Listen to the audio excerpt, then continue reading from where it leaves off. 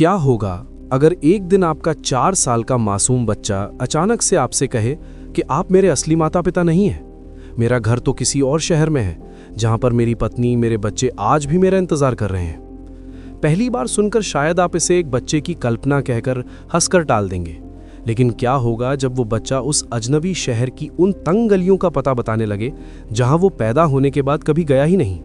वो उन गुप्त अलमारियों का राज खोलने लगे जिसका पता उस मरने वाले को था जिसके होने का वो दावा कर रहा है। ये कोई डरावनी फिल्म की कहानी नहीं है, ये भारत की शांति देवी और दुनिया के उन सबसे खौफनाक केसों की हकीकत है जिन्होंने दुनिया के सबसे बड़े वैज्ञानिकों और डॉक्टरों की नींद उड़ा दी थी। सवाल कि क्या मौत सिर्फ एक अंत है या वो सत्य है जिसके आगे का हमें कुछ भी नहीं पता। आज उस रहस्य से हम पर्दा उठाने वाले हैं जिसको हम पुनर्जन्म कहते हैं। पुनर्जन्म की हम शुरुआत करें उससे पहले हमारी आपसे गुजारिश है कि हमारे सनातन भक्ति स्टोरीज से आप जरूर जुड़िएगा ताकि कहानियां आप तक रोज यूं ही पहुंच सके। उम्मीद करते हैं आप जुड़ेंगे। अब पुनर्जन्म की कहानी को अगर आपको समझना है तो आपको शांति देवी का केस जानना होगा, वो केस जिसकी जांच खुद महात्मा गांधी जी ने करवाई थी। साल 1930 था। दिल्ली की एक छोटी बच्ची जिसका नाम शांति था, उसने अचानक कुछ ऐसा कहना शुरू किया जिसने सभी को हिला दिया। उसने कहा उसका नाम शांति नहीं लुगदी है, वो मथुरा की रहने वाली है। वो बताती है कि एक बच्ची को जन्म देते समय उसकी मृत्यु हो गई थी। अब ये मामला इतना बड़ा हो गया, गंभीर हो गया कि महात्मा गांधी जी ने इसकी जांच खुद करवाई और 15 सदस्य एक टीम बनाई। इसके बाद शांति देवी को मथुरा लाया गया। वहां पर जो हुआ उसे देखकर बड़े बड़े विद्वान संत रह गए। उसने मथुरा स्टेशन पर उतरते ही अपने पिछले जन्म की बहन को हजारों की भीड़ में पहचान लिया।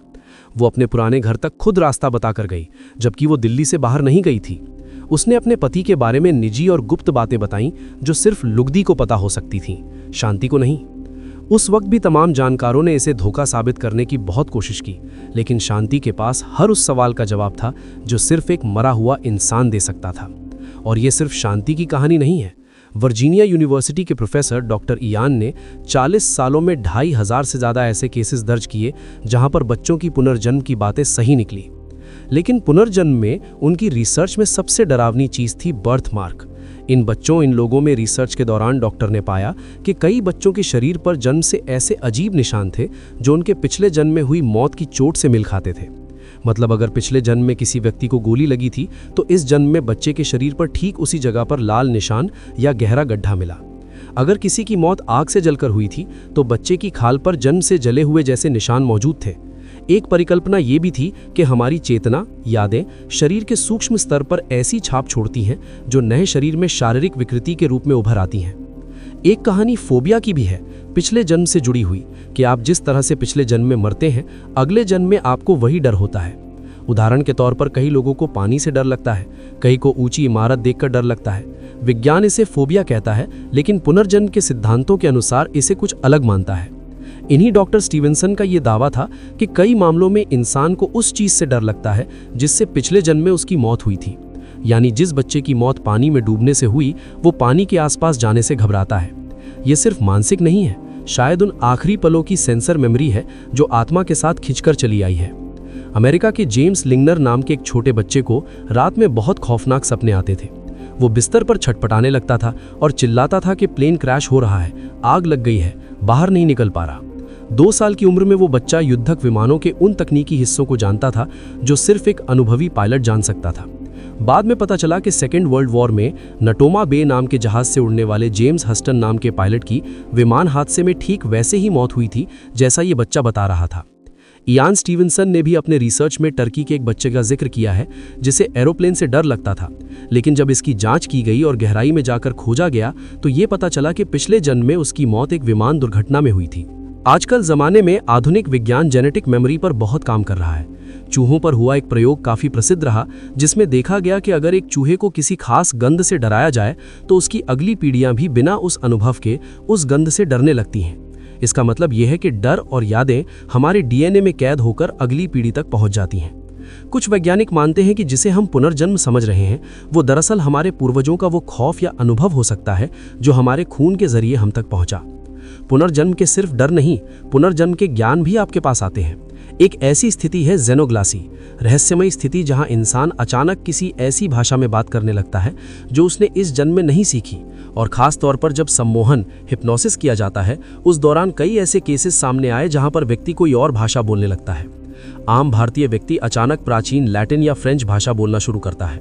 विज्ञान इशारा करता है कि स्मृतियां सिर्फ मस्तिष्क की कोशिकाओं तक सीमित नहीं, बल्कि ये किसी ऐसी जगह से आ रही हैं जहां भाषाएं समय की सीमाओं को पार कर चुकी हैं। एक और स्थिति है डेजा वू। क्या कभी आपके साथ ऐसा हुआ कि आप किसी बिल्कुल नई जगह पर गए हों और आपको अचानक लगे मैं यहाँ पहले आ चुका हूँ? मनोविज्ञान इसे दिमाग की एक छोटी सी चूक कहता है, लेकिन अध्यात्म की एक परिकल्पना ये भी है कि पिछले जन्म की धुंधली यादें पड़ चुकी हैं। जैसे पुराने हार्ड ड्राइव में कुछ फाइल रह जाती है, वैसे ही डेजा वू आत्मा की वो दबी हुई याद है जो सही माहौल मिलते ही फ्लैशबैक की तरह सामने आती है। और एक थ्योरी यहाँ पर आती है क्वांटम फिजिक्स की। ये वो जमीन है जहाँ पर हम कदम रख रहे हैं, जहाँ विज्ञान और अध्यात्म दोनों के जवाब अधूरे हैं। विज्ञान का नियम है कि ऊर्जा कभी नष्ट नहीं होती, सिर्फ रूप बदलती है। हमारी कॉन्शियसनेस क्या है? कुछ क्वांटम भौतिक वैज्ञानिक मानते हैं कि चेतना ब्रह्मांड के क्वांटम लेवल पर काम करती है। एक परिकल्पना ये भी है कि हमारी कॉन्शियसनेस या पर्सनल डेटा अंतरिक्ष के स्पेस टाइम में सुरक्षित रहती है। मौत के बाद शरीर खत्म हो जाता है, लेकिन चेतना या डेटा ब्रह्मांड में तैरता रहता है और एक नए शरीर में खुद को डाउनलोड कर लेता है। हालांकि ये भी एक सिद्धांत है, लेकिन ये पुनर्जन्म की संभावना को वैज्ञानिक आधार देता है। अब एक सवाल और उठता है, जो उठना चाहिए भी, कि अगर आत्माएं उतनी ही हैं तो जनसंख्या क्यों बढ़ रही है? तर्कवादी लोग अक्सर पूछते हैं कि यदि पुनर्जन्म सच है तो दुनिया की आबादी बढ़ कैसे गई? इसके पीछे दार्शनिक और तार्किक समाधान ये दिया जाता है कि चेतना सिर्फ इंसानों तक सीमित नहीं है। अध्यात्म और कुछ आधुनिक शोधों के अनुसार चेतना का विस्तार भी मुमकिन है।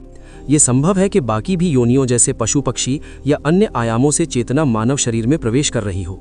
इसके अलावा पुनर्जन्म के बीच का समय इंटरवल भी कम हो सकता है, जिससे धरती पर एक ही समय ज़्यादा चेतनाएं मौजूद हो गई हों।